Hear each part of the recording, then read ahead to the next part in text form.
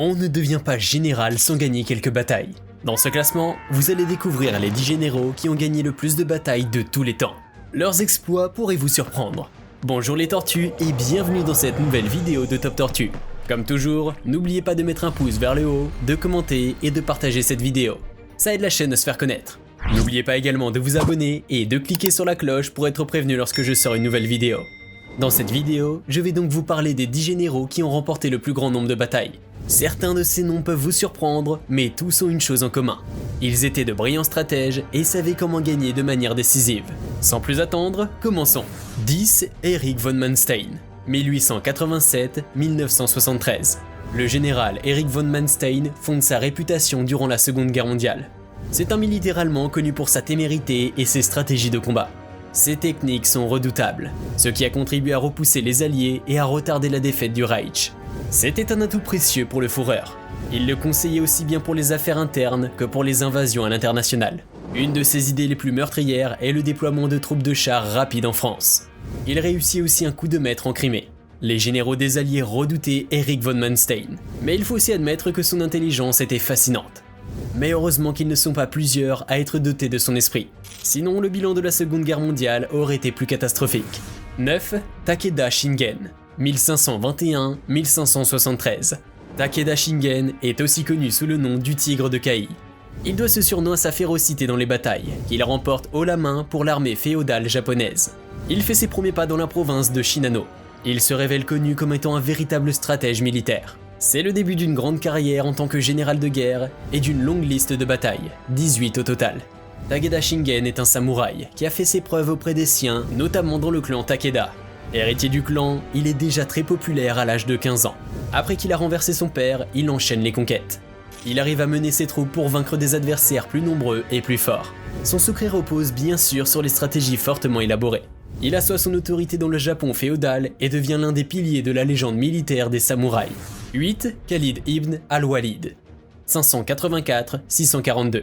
L'histoire de Khalid ibn al-Walid est fascinante. C'est un véritable exemple de conversion. En fait, Khalid est un guerrier mécois. Il vient de la tribu des Quraysh. Ses troupes combattent contre les musulmans qui deviennent de plus en plus envahissants à la Mecque. Très patriotique, il va tout faire pour repousser les ennemis. C'est dans cet esprit qu'il a remporté la bataille d'Uhud. Mais plus tard, il va s'allier à Mahomet. Et il deviendra le principal atout de l'armée musulmane. Il mène les batailles contre l'Empire byzantin, l'Empire sassanide, la Perse et la Syrie. En tout, il organisera une centaine de batailles et il ne perdra aucun de ses combats. Pour ce faire, il fait appel à son génie tactique. Il sait exactement où frapper, comment et avec quelle arme. 7. Georgi Zhukov, 1896-1974. Ce n'est pas vraiment un général, mais un maréchal, le meilleur d'entre eux. Son vrai nom est Zhukov Georgi Konstantinovitch. Il est russe et vient de la province de Kalouga. C'est un fils de paysan. En 1915, il devient soldat dans l'armée tsariste, comme tous les jeunes hommes de son époque. C'est là qu'il entame une carrière militaire prometteuse. Il participe grandement pendant la Seconde Guerre mondiale dans les rangs de l'armée de l'URSS. Il est un des gardiens du front de l'Est, en tant que chef d'état-major sous les ordres de Staline. Il remporte les victoires à Léningrad puis Moscou. En 1945, il assiège Berlin avec son armée. Face à ces tactiques de guerre bien organisées, les Allemands n'ont d'autre choix que de se déclarer vaincus. 6. Frédéric le Grand, 1712-1786. Frédéric le Grand ou Frédéric est le premier roi de Prusse. Il est sacré en 1740 et est resté au pouvoir jusqu'à sa mort en 1786. Il est né en 1712 à Berlin. Il appartient à la maison de Hohenzollern. Sur le plan politique, c'est un homme juste et un despote éclairé. Et sur le champ de bataille, c'est un combattant avéré. Frédéric est un grand visionnaire. Il est jeune et déterminé à disposer de l'une des plus puissantes armées européennes.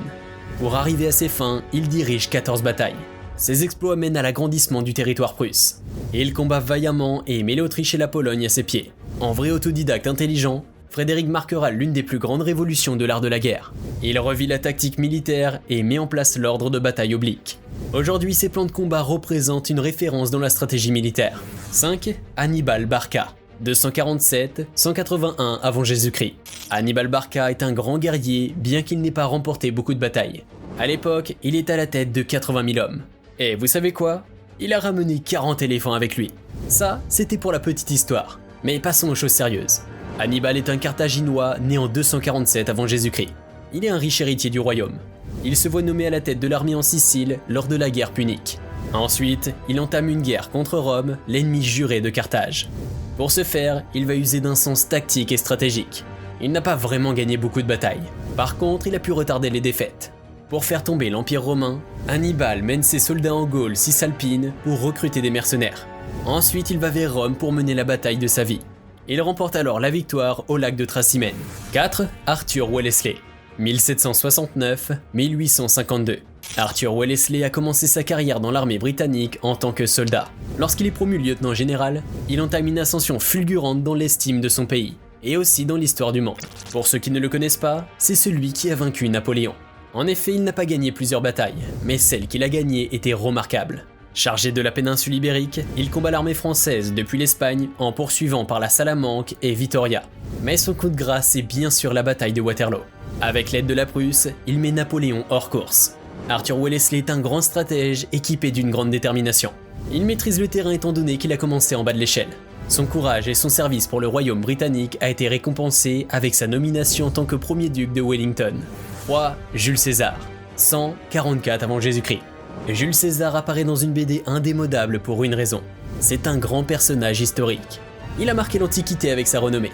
Pour les Romains, c'était un héros de guerre. Même si pour nous autres, c'est un dictateur. Mais malgré ces images divergentes, on ne peut qu'être fasciné par la grandeur de ce général romain qui a étendu l'Empire. Ce sont des prises de risque qui font la différence avec Jules César. Il explore des tactiques de combat audacieuses pour des batailles sans merci face à ses adversaires. C'est de cette manière qu'il envahit les régions méditerranéennes. La Dalmatie, la Macédoine, la Syrie et l'Espagne. Comme il le dit si bien, Vini Vidi Vici. Je suis venu, j'ai vu, j'ai vaincu. Il est évident que ces victoires lui ont valu des ennemis. Mais le plus triste, c'est que ce sera son propre fils qui causera sa mort.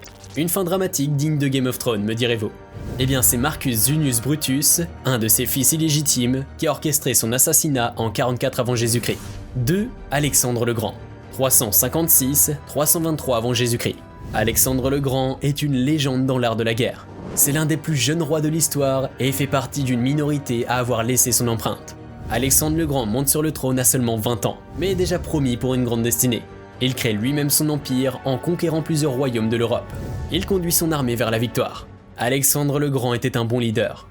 Avec son charisme et sa bravoure, il arrivait à exhorter à la suivre jusqu'à la mort. Mais cela ne suffisait pas. Il fallait aussi user d'une tactique efficace pour vaincre tout un empire. Ce qu'il a fait avec brio. Au cours de sa gloire, Alexandre le Grand a mené 9 batailles pour aucune défaite. Très impressionnant pour un jeune général. Sa plus grande conquête est bien sûr la Perse. Puis il y a Issos, la Phénicie, l'Égypte et aussi l'Inde. Il a réalisé son rêve, celui d'unir les civilisations grecques et orientales. Ainsi, il a participé à la plus grande révolution de la civilisation grecque. 1. Napoléon Bonaparte, 1769-1821. Napoléon Bonaparte mérite bien la première place de ce podium. Il compte 43 batailles avec 38 victoires à son actif, soit 88% de réussite. Ce général est un fin tacticien qui a remporté une des plus grandes guerres de l'histoire pour élargir son empire. Il a su surmonter tous les obstacles qu'il a eus pour atteindre ce score. Et ses défaites étaient notamment des batailles perdues d'avance, à cause d'une différence de force flagrante. Nous ne pouvons pas parler des conquêtes de l'histoire et omettre le grand, le seul et l'unique Napoléon Bonaparte. Il mettait en place des stratégies infaillibles pour combattre ses adversaires. Il savait affecter les bonnes personnes avec les bonnes armes en vue d'optimiser toutes les ressources en sa possession.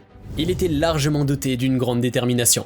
Si on devait lui attribuer un défaut, ce serait son ego surdimensionné qui a fini par causer sa perte en 1821. Malgré cela, Napoléon Bonaparte reste un des plus grands généraux de l'histoire. D'une part pour le nombre de batailles qu'il a remportées, mais aussi pour son intelligence. Les meilleurs généraux sont ceux qui savent réfléchir rapidement et s'adapter à des circonstances changeantes. Ils comprennent qu'aucune bataille n'est jamais gagnée tant que la capitulation finale n'est pas signée, et ils n'abandonnent jamais. Ces 10 généraux ont chacun mené des armées à la victoire dans de nombreux engagements différents, s'avérant être parmi les meilleurs esprits militaires de tous les temps. Leurs compréhensions vont de la planification stratégique à la tactique du champ de bataille, en passant par la stimulation du moral et la gestion de l'après-bataille. Mais ils ont tous un point commun. Une détermination inflexible à gagner. Que pouvons-nous apprendre de leurs tactiques et stratégies ? Pouvez-vous faire de même dans votre entreprise ? Donnez vos avis dans les commentaires.